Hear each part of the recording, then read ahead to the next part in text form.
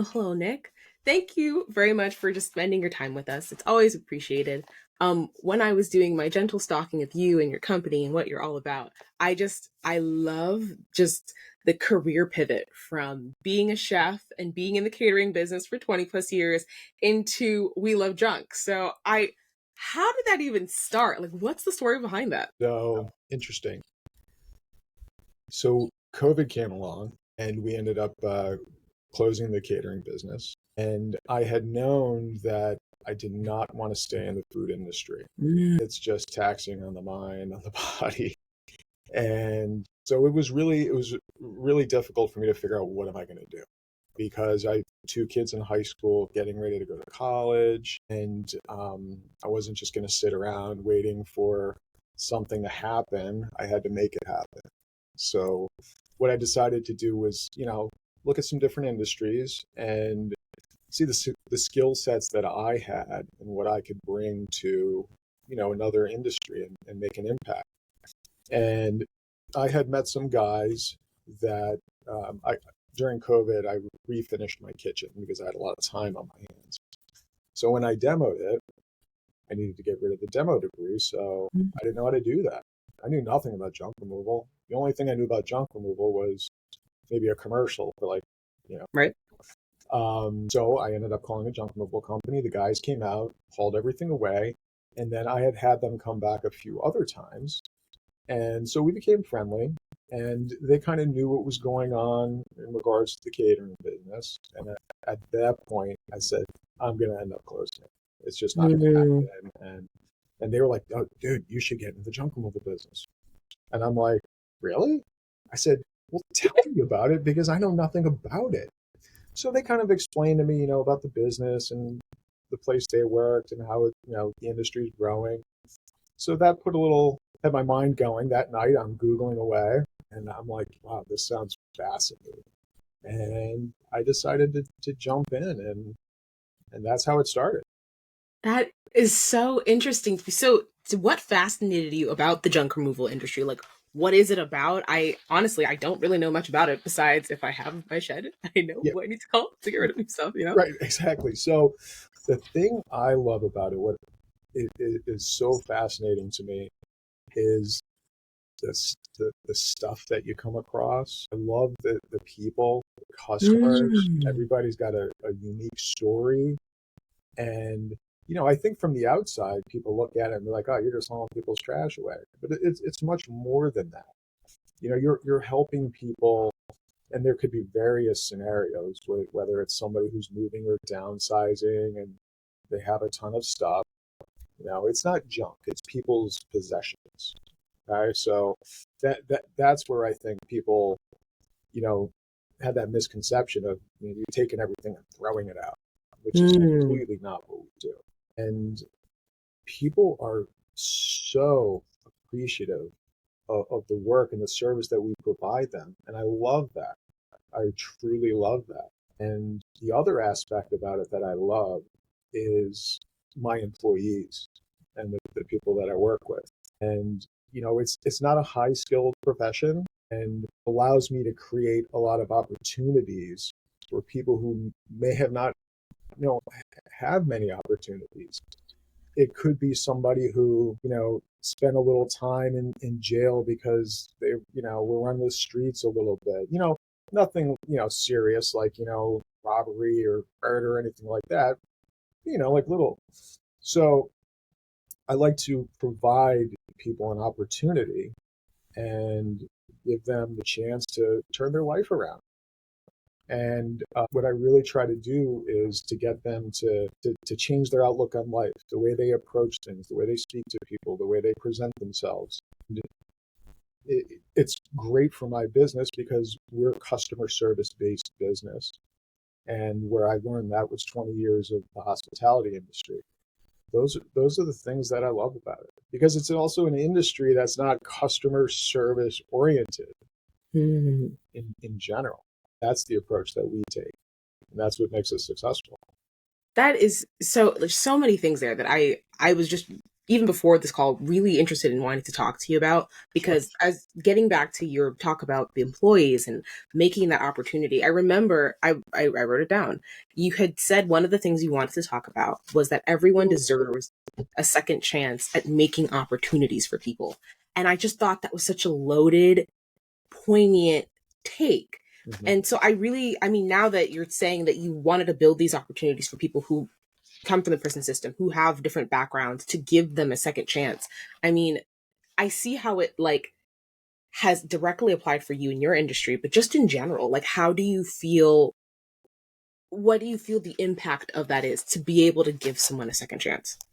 Well, I mean, I really think that for a lot of people, it can be life changing for them because some of these people, maybe the environment that they grew up in, maybe they didn't have a father figure in the home or nobody to look up to, and a lot of these guys are younger guys, between 19 and 25, and I almost try to take on not that fatherly role, but to try to guide them and to get them to have a different perspective from little things. Like before they go to a job, they always call the customer, and I Hmm. tell them, when you're talking to the customer, smile while you're talking, because people can tell if you're in a bad mood or if you're smiling. Mhm. And a lot of people judge a book by its cover. So if you walk into somebody's house and you got the stone cold face on and whatever, it could be intimidating. But if you come in, you've already made a phone call to them, they see you, you're smiling, people treat you different as opposed to maybe the way you regularly carry yourself. So a lot of them have come to me and said, wow, like, it's really amazing the way people interact with you when you have that positiveness. And it's so true.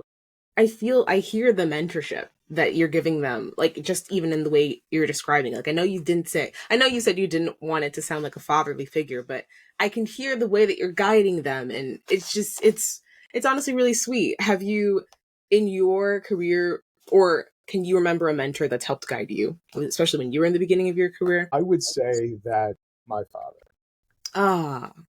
my father, he grew up, he was from a very, very poor family. Um, I remember one story that he had told me that he joined the Cub Scouts when he was a kid, and they were going on a camping trip. His parents couldn't afford a sleeping bag, so what my grandmother did was she would, crochet. So she crocheted two blankets together and connected them. And he had gone. And he said, "I'll never forget the scoutmaster saying, 'Can't believe these poor kids. They can't even bring a sleeping bag. What happens if they're bringing a Hmm. like, you don't do that to Yeah. somebody, right?" Throughout his life, he had a lot of those struggles as a young person, and he's a very, very hard worker. He ended up going to college and a football scholarship, which he never would have been able to do if he didn't have the football. And he ended up going to law school and becoming an attorney and moving to Venezuela, where I was born, and that's it. And then as a kid, I being the oldest of three, I remember I was about 12 years old, and my dad said, "All right, well, this summer you're not just laying around, you're going to work." And I was like, "What? Are you serious?" And he made me work. I was painting the fence. I was painting the fence all summer long. So he really instilled into me the importance of hard work, but also taking pride in your work, taking pride in what you do, because at the end of the day, if you're not giving something 150%, why even do it at all? A lot of people try to find the easy way out or the quick way to get something done. Sometimes that might work, but most times it doesn't. It really doesn't. And Yeah. like when I had my catering business, I always tried to tell everybody that we are a team, from the lead chef all the way down to the dishwasher. And a lot of times, in a kitchen, sometimes the chefs might not be the nicest to, the Mhm. dishwashers or other employees. Chefs tend to be egotistical, which I'm a chef, but I'm not. Um, but I would always go to the dishwashers and say, listen, you have the most important job in this kitchen. Do you know why? They kind of look at it. And I said, because if you don't do your job correctly and take pride in it, nobody else can do their job. We can't serve food on dirty Mhm. plates. We can't send, glasses out with a lipstick on them. So you do have a very important job. So, I think it's all about allowing people to have that feeling of self-worth and that what they do matters and that they're recognized for it. I know that's a long answer to your simple No. question of who mentor, but No, I absolutely love that because I was going to ask you in along the veins of pride, like how do you build pride and when especially on those tough days, right? Where you're hauling X amount of pounds of junk or you're in the kitchen at your second shift, ninth hour, like how do you try to maintain that pride and that self-worth even in those tough times? so what I do is I always try to stay as positive as I can. I mean, we're always gonna have curveballs thrown at us, but it's just a matter of stepping back and talking to your team, talking to the guys that you're working with, and trying to develop the best solution. And that's what it's about. I give the guys the opportunity and the responsibility to be able to bring, their ideas to the table, to bring suggestions to the table. Mhm. And if it works, if it's a better idea than what we're currently doing, we're going to do it that way because everybody has something to offer.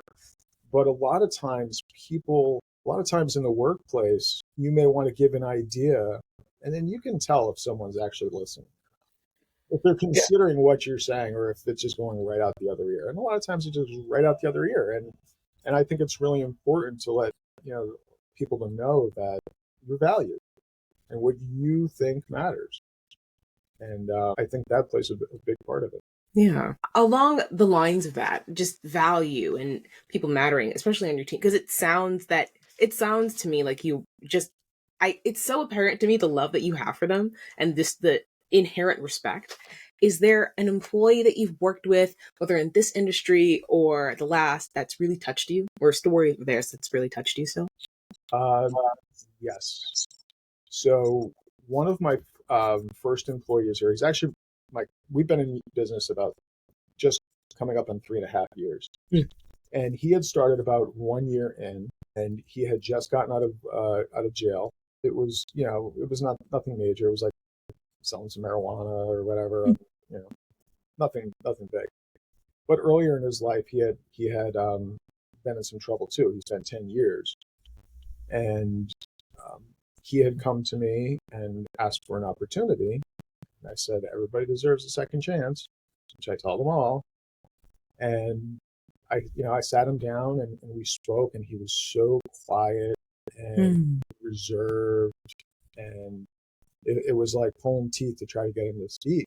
So the first couple of years, I was out on the truck all of the time, and I remember taking him out, and we were driving, and I said, "Okay, call the client," and he kind of just looked at me, and I said, "Just call the client. You've heard me call them. You know what to say." I said, "I'll walk you through it." And he was really nervous about doing it.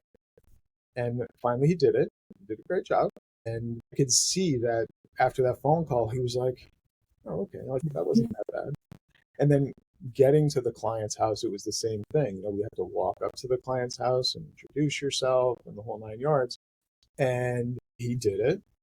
But again, you could tell when somebody's nervous Yeah. and just the way that they carry themselves and their nonverbal cues. But now is amazing. He is amazing, and he's one of my leads. He goes out. He can estimate the jobs like perfectly. Mm. He's a great leader with the other guys. I mean, he truly is a guy that I have so much respect for him. But I'm so happy that I was able to take, play a part in turning his life around, because who knows what would have happened? Yeah. Who knows what would have happened? Because, when I tell these guys, and they don't, they haven't all done, any type of time in jail or anything like that. Some of them have, but the majority of them have. If they haven't done that, they've grown up in some difficult situations, and for various reasons. So when I sit down with them, when I hire them, I explain to them that, listen, my philosophy is everybody has something to offer. And when you're young, you make mistakes. I made them. I continue to make them. I'm not perfect. But if you do the things that I tell you to do, or I should say, ask you to do, and you follow my recommendations, you will notice over time that you'll feel differently. People respond differently to you because it carries out into your personal life. Mm. And one of the things that I had asked him, his name is Tom, I had said to him that day in the truck before making that phone call, why are you so nervous about making the phone call? And what he said was, he said, to be quite honest with you, he said, my whole life, I feel like I'm being judged. I always just felt being judged, whether it's the color of my skin or what I wear, whatever. And he said, I always just felt like I had to, be like the tough guy. Mm. And I said, you get more bees with honey than you do with vinegar. You get back what you put out. And it's just one thing that I really, really try to stress to these guys. And listen, for 50 of them that walk through the door, 30 of them end up not working out. Mm. But at the beginning, I tell them, these are my expectations. I'm not a micromanager. I give you some freedom, I give you the responsibility. I'll be loyal to you. All I ask in return is you to be loyal to me. It's pretty simple. And Yeah, it's funny. another long answer to your No, question. I love this. Thank you. I love these long answers. I love the stories. And so actually something that I was thinking about, for all the work and pride that you have in working with these guys, I was just thinking, like, human beings are human beings. They're gonna be some that don't work out. And so, when you said, for the 50 that you talk to, 30 people walk out, how do you navigate those? The ones that you do put the time in, and you try and you invest in them in that sense, and it doesn't work out. Like, how do you navigate that? How's that play? Well, it typically happens quicker than you would think. Oh, Um, you can tell when somebody's putting the effort in, when they're listening to what you're saying, because if you're sitting there talking to everybody, trying to get a point across, or share some information, and there's somebody over in the corner on their phone, like right there, yeah, like, okay, like, is he really in this? Is he all yeah. in? Which is one of our core values, all in. You gotta be all in. If they're blatantly trying to get fired, they definitely don't last long. And trust me, in the beginning with COVID, it happened with the free money that was given. Oh my gosh. But now, I mean, I think it happens less and less now, because I have a phenomenal team right now that I work with, and you know, it's contagious. I mean, because they're not hearing it just from me; they're hearing it from the guys. So like, they make it real, because hey, this was my situation.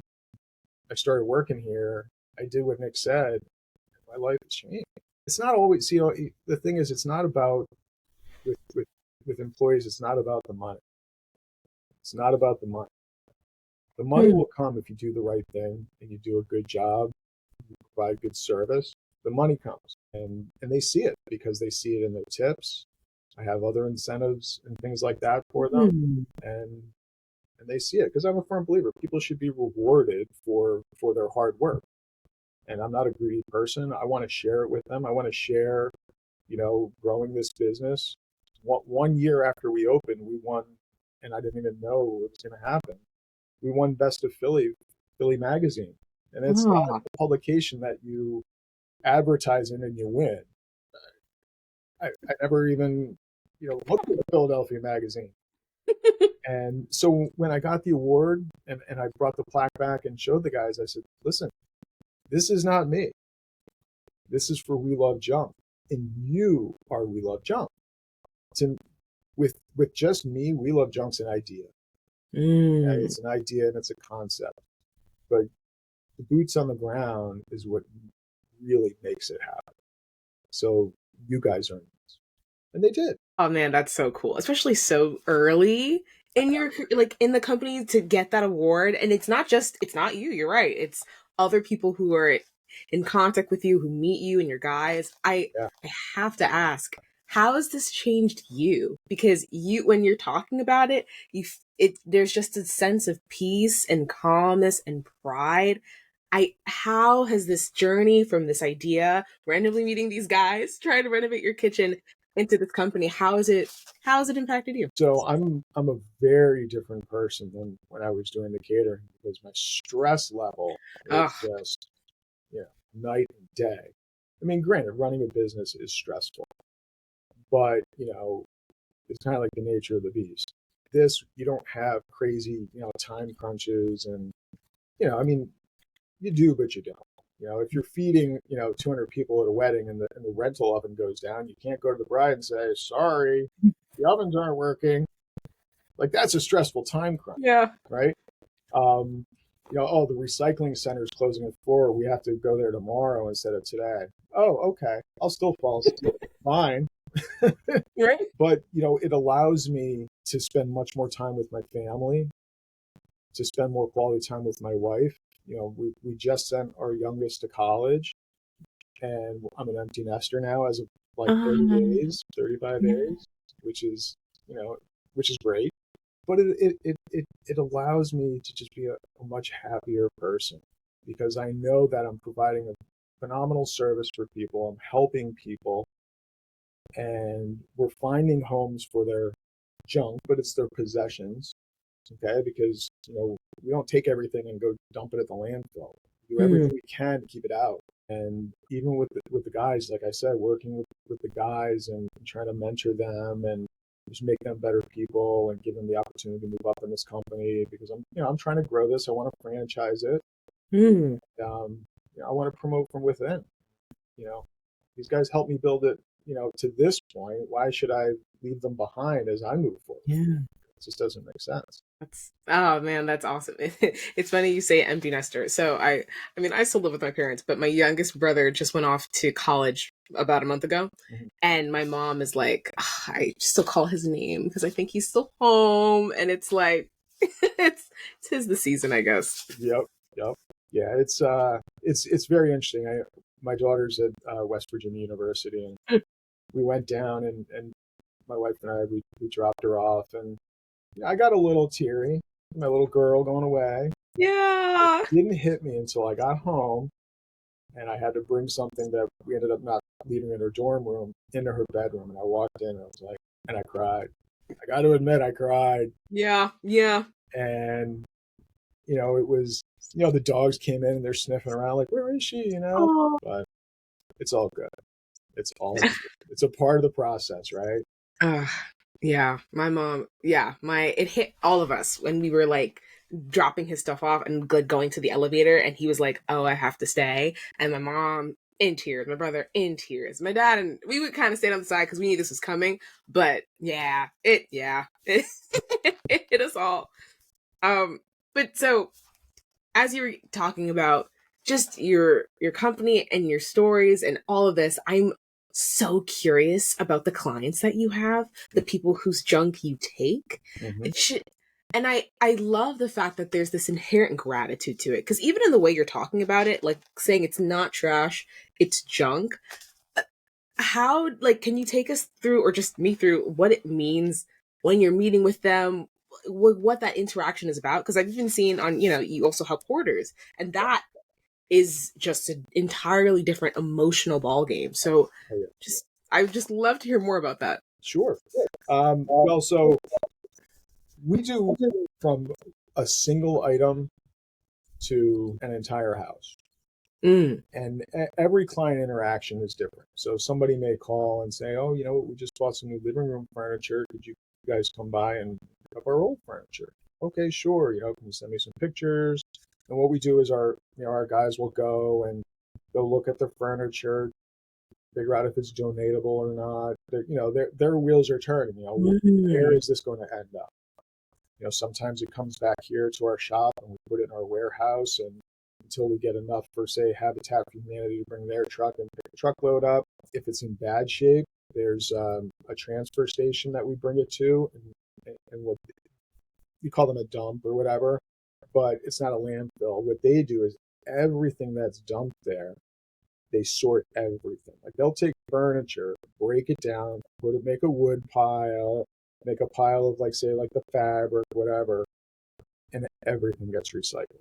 So we try our best to keep everything out of like a landfill. When you're dealing with bigger jobs, say somebody had passed away, the family calls, hey, can you come by? So and so had passed away. We need to clear the house out and get it ready for sale. Those situations are, it's emotional for the family. One of the things that we always do is I have the guys keep an eye out whenever you're cleaning a house out, for example, in a bedroom, like with drawers, they always empty the drawers out.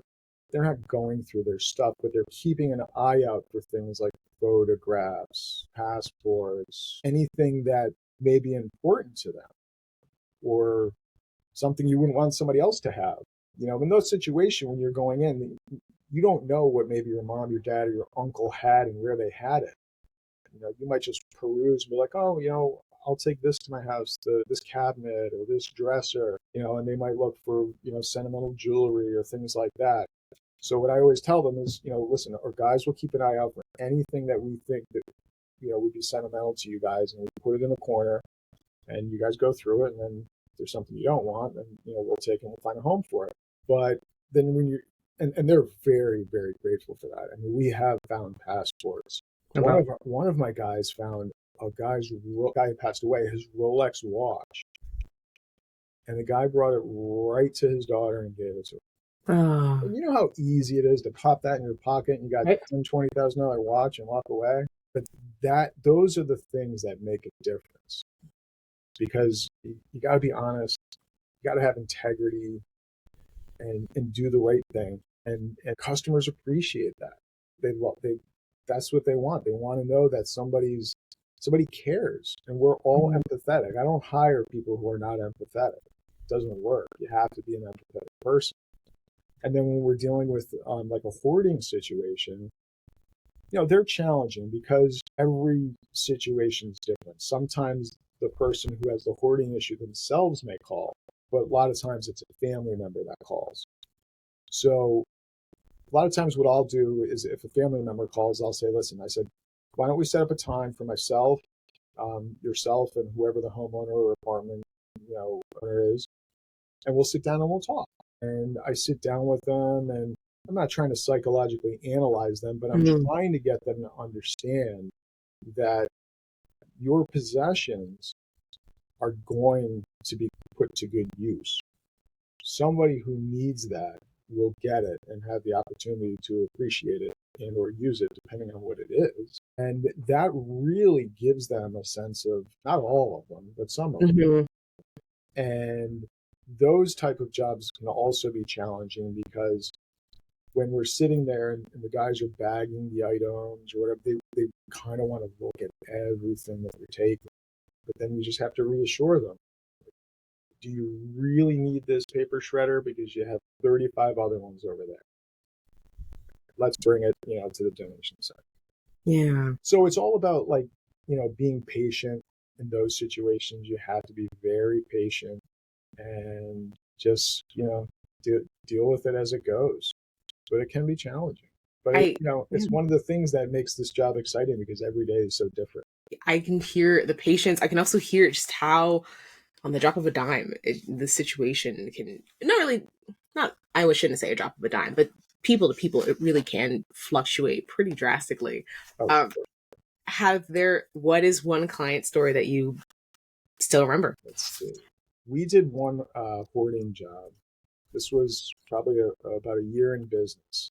The woman had called and said, I need help. My uncle's a hoarder, and something had caught on fire. It's to the point where we need help. Yeah. He is willing to entertain the thought. So we had gone there. I had met with him. I'm sorry. I had met with him, and he was a Navy vet in his early 70s. Super, super nice guy, very bright, and Mm. had just said, listen, about 10 years ago, I, got in a funk. I got a little depressed and just stopped cleaning up, and I could just never get myself to clean it up. And this is what it is now. To walk in the front of the house, he would use the back door. To get in the front of his house, you couldn't open the front door because there were so many things there.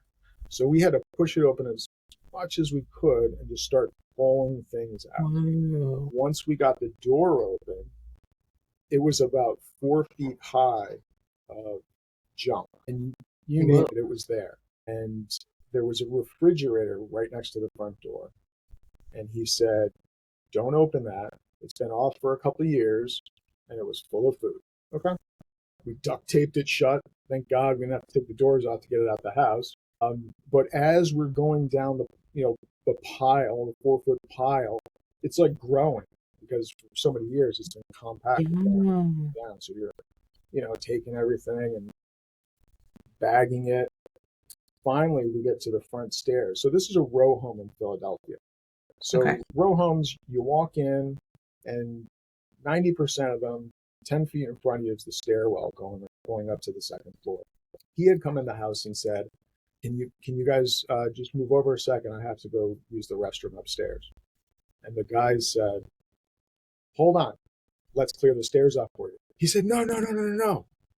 That stuff I don't want to go, and I know exactly where to step so I don't fall." I'm like, wow, like this, like he knew exactly where to step Whoa. because it was wild. As we got to the bottom, he had so many things plugged in all around the first floor. So he had those power cords and extension cords and power surge protectors. They were all eaten by mice and rats. All the wires were exposed. It was scary. We did 2 trucks that was getting from the front door to the front stairwell, and then he was done. He tapped out. Said, Wow. "I can't do it anymore." It was just so hard for him emotionally to be able to get rid of that stuff. And as we were bringing every single thing out, he had to look and see what it was. And there were things that he was putting aside. No, that can't go. That can't go. Whoa. So when we were done, we had brought those things back in for him, and it filled the space right back up. I mean, surface area wise. Hmm. Paper shredder, a case of COVID masks, which had 10,000 of them, and he had 2 other cases on the other side of the room. But I'll never forget that client. So after we had left, I spoke to his niece who made the phone call, and I said, "Listen, we did as much as we could do. He's not ready to move forward, but please give us a call, and we'll continue to try to help." Never heard back from him, that particular one, but that's a very memorable client. Wow. And I also just thank you for sharing something that, I mean, when you hear a story, you want a happy ending, but like that is really real. That's real. And Oh yeah, uh yeah. so honest. And there's just so much to that. I mean, doing this business now, being in this new industry and meeting all of these different people and working with all of these different people from all these different walks of life and experiences and opportunities. What has this taught you about people? What it's taught me about people is that I truly believe that people are inherently very good. I really, Hmm. really do. I mean, yeah, we've come across our share of people that you just cannot make happy. It just doesn't happen. But if you talk to people, give them an opportunity to tell you a little bit of what they're going through or what their story is, and you show that empathy, people like open up. I mean, they open up because they know you're there to help them. You're not there to hurt them. You're not there to judge them. You're not there to do anything but just help them. And people respond really well to that. And I really believe now that People are people are good. People are good.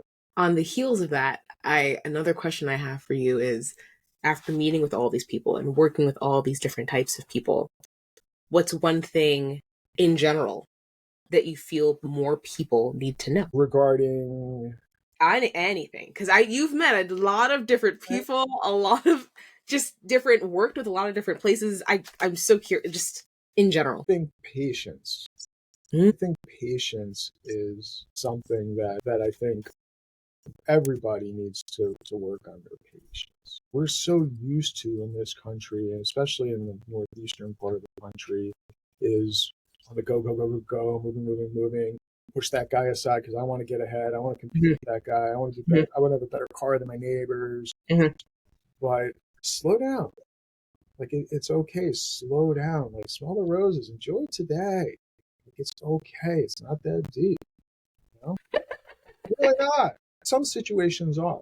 I get it, but a lot of times, really not. My dad always told me, and I'll never.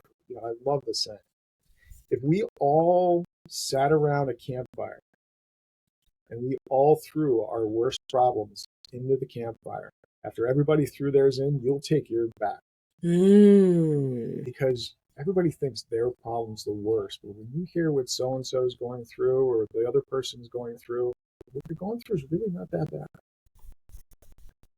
And that's true. It's true. I mean, we all go through struggles. That's a part of life.